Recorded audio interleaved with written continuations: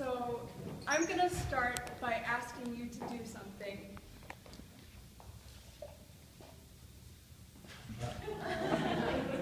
When you look at this picture, what do you see? An ink blot. To me, it looks like a scary monster in my nightmares or hiding under my bed. But my answer is not the popular one. Mostly people see a butterfly, moth, or bat. What did you see?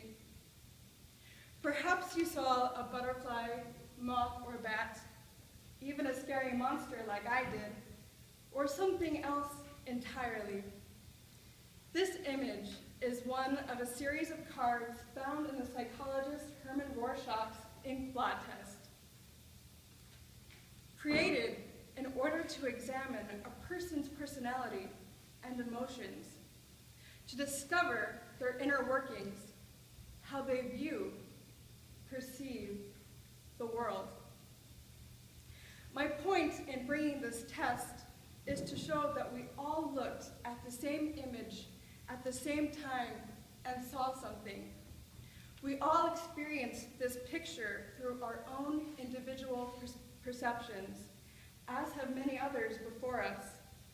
And each of us experienced it, saw it in different ways, even if it sparked similar thoughts, because that is the nature of being an individual, one person, while still sitting together as part of one group. We may see the same things, but we interpret them differently. So, why do you think I really gave you this test? To analyze your psychological well-being? I mean, after all, you are sitting here listening to me speak. I brought this experience in order to give us a taste, to provide us with a glimmer of what I imagine the Israelites experienced during Revelation, standing at the base of Mount Sinai. Specifically, how each individual Israelite, man, woman, and child, both young and old, experienced, perceived the same moment, revelation, in different ways. In this week's Parshat, Yitro, chapter 19, verse 16, it came to pass on the third day in the morning, Vayehi kolot uverakim be'anan kaved al hahar v'kol shofar chazak me'od, that there were thunders and lightnings and a thick cloud upon the mountain, and the sound of the shofar exceedingly loud. The ground trembled, and as the Israelites stood at the base of Mount Sinai, God descended upon the mountain in fire, covering it in smoke, while the voice of the shofar grew stronger and stronger. Then Moses spoke, Yidaber, and God answered him b'kol, by voice. Wow! What an experience that must have been. There's a lot going on here. Revelation was filled with everything, something to occupy all the senses.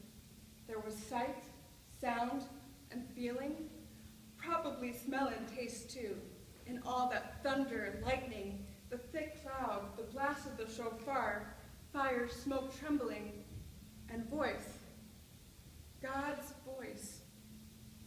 Why provide such a production?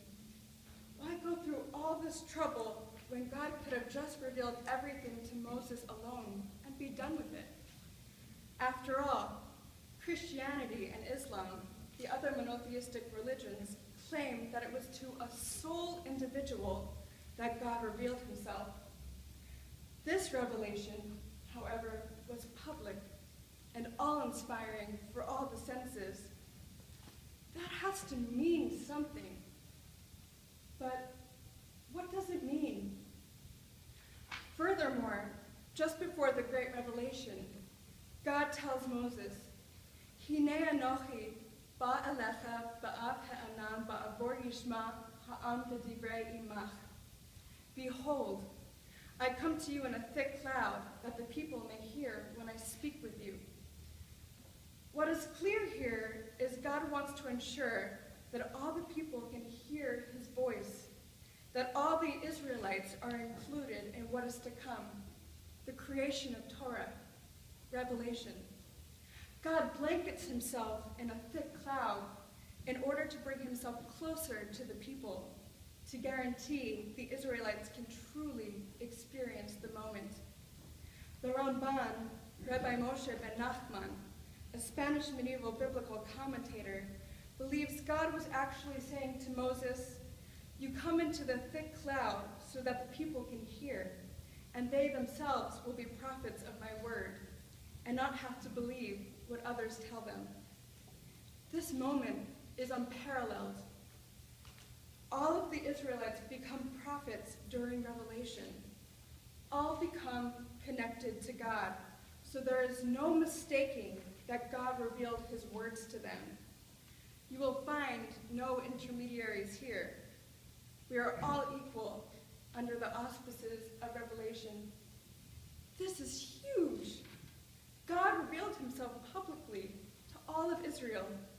All heard God's voice. All experienced God. So I ask you again, what does it mean? What was so important about this moment that every single Israelite had to experience it, had to understand it completely? Because it was Torah. Let me ask you another question. What makes us Jewish? What makes Jewish people different from Christian people and from Muslim people? I bet you can come up with a lot of different answers because there are so many. But I'm going to simplify it to one. Torah. We have Torah. For Christians and Muslims, there was Torah, but it was superseded by something else, be it the New Testament or the Quran. But for the Jew, there is Torah, period. Torah is unique to our identity as a people. That is why all of the Israelites had to experience revelation. That is why there was such a production with the thunder, the lightning, the blasts of the shofar, the thick cloud, the fire, the smoke, the trembling, and the voice. God's voice. Because there, at the base of Mount Sinai, the Israelites became a part of the creation and the continuation of Torah. It is where the Israelites became a people. Torah is what made them a people. After Revelation, every single Israelite, man, woman, and child, carried a piece of Torah with them, a connection to God that they could hold for themselves and share with each other, a connection infused with their own individual perspectives of what they heard, saw, and felt, a connection that every Jewish person still carries with them today, because each of us, whether we realize it or not, carries a piece of Torah. Additionally, I believe that God needed all of the Israelites to hear his words in order to impart his Torah, his teachings, to all future generations. All needed to be a part of that moment so they could interpret it as they experienced it and pass it on in their own words. Each experience, each perspective different from the other, yet the same, because they all stood there at the base of Mount Sinai, and it was Torah. All perspectives together crafting a greater Torah. But Torah is far more than a moment. It is an evolution. It was created from a sound, grew into words, and then became a text that continues to develop every time someone reads it. Our individual perspectives are a necessary part of Torah, because although we have a canonized text, Torah lives and grows from the people. People who see the world, see life, see the text in different ways. I mean, what would Judaism be without Hillel and Shammai, Rashi, Maimonides, the Baal Shem Tov, the Vilna Gaon, Heschel, Soloveitchik, Kaplan, you or I? Torah is more than just words on a piece of paper or parchment. is the words that we share with each other. For most of us studying within these walls, not only do we read the written Torah, the 5 books of Moses, the prophets, and the writings, but we study the oral laws, Talmud. We study midrashim, commentators, and so much more. We discover our own pieces of Torah when we explore these teachings in conversation with one another, when we use our voices to talk about them and are heard. These are our pieces of Torah, the pieces of Torah that we carry with us, that connect us to God and to each other. I believe these pieces are the key to our continuity because Torah is what first united us as a people. But for so many Jewish people out there, this connection to Torah, God, and the Jewish community has been lost or muted, since often these pieces of Torah lay sleeping, undiscovered, or sometimes forgotten by the people who carry them. This is why I think we are so scattered now, why there are so many Jews disconnected from their Judaism, because the one thing that connected us, unified us as a people while we were wandering in the desert, has been sleeping, left undiscovered, or forgotten. What do we do to get that connection back? The other day, I was listening to a TED Talk titled "The Power of Vulnerability." The speaker was a woman named Brene Brown, who has spent most of her life's work researching human connection. As I was listening to her speak about her research, I felt myself start to nod along with her words because what she said resonated with me. She said the only way for people to build real connections with one another is if they are willing to be vulnerable, if they let the other person or people around them see who they truly are and not who they think they should be, that they are worthy of connection. Moreover, the people who made the best connections, who were the happiest and most satisfied in life, the wholehearted, as she dubbed them, had the courage to tell their stories, compassion first for themselves and then for others, connection, a willingness to be authentically themselves, and finally, they fully embraced their vulnerability. Vulnerability was the most necessary and fundamental piece of being wholehearted. As she explained the process of becoming wholehearted, I noted my head began nodding more vigorously because I recognized the journey she spoke about.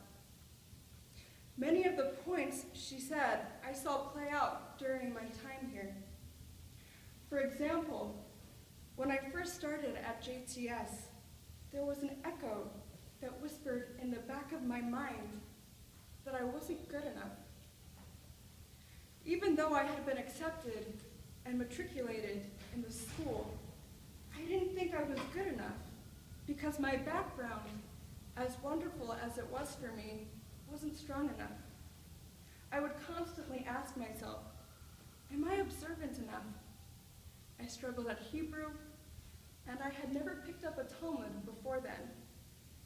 Yet, I was called here, and despite my fears, it did feel right. However, at least at first, I tried harder to be who I thought I should be, and not who I was. I didn't let myself be truly seen. I didn't let myself be vulnerable. But in Havruta, while poring over pages and pages of text, Torah, Talmud, codes, commentaries, Midrash, Zohar, I let myself be vulnerable, and I found my piece of Torah. I found my voice. Eventually, the echo stopped, and I found myself. Torah helped me discover my voice, my part in the Jewish people, my part in the world. As I sat there listening, I realized I had become one of the wholehearted, and I became wholehearted through the process of finding and sharing my Torah with others. After I replayed my experience, I thought to myself, Eureka! That's it! I know why there is a disconnect within the Jewish people, because we are no longer a wholehearted people. In Rashi's comment on verse 2 of chapter 19, he says, "And there Israel camped opposite the mountain. At all their other encampments, the verse says, Vayachanu, and they camped in the plural. Here it says, Vayichan, and he camped in the singular. For all other encampments were in argument and dissent, whereas here they camped as one man with one heart. When the Israelites gathered at the base of Mount Sinai, they were vulnerable. It wasn't too long ago they were slaves, and now they are wandering in the desert, lost, unsure of what will happen to them. Yet they still gathered. I believe they became one heart, a wholehearted people, because they embraced their vulnerability. They truly saw each other at a time full of uncertainty, and they stood together. And that moment, they received Torah, and that was what strengthened them, gave them purpose. Torah became our infinite connection. It became ours to teach, shape, and learn from. Each of us still carries a piece of Torah, each piece essential to the greater Torah. We just need the courage to wake up and share our pieces of Torah, the compassion to listen, to understand, the connection to let each other be seen, and the willingness to embrace the vulnerability of revealing our inner Torah with each other. Then we will be wholehearted again. On every U.S. coin is printed the words, E pluribus unum, out of many, one. Let that be a reminder to us of who we are and what we stand for. I stand here today with you, sharing my piece of Torah. And now, I want to hear yours. Thank you. Kaddish to Rabbanan.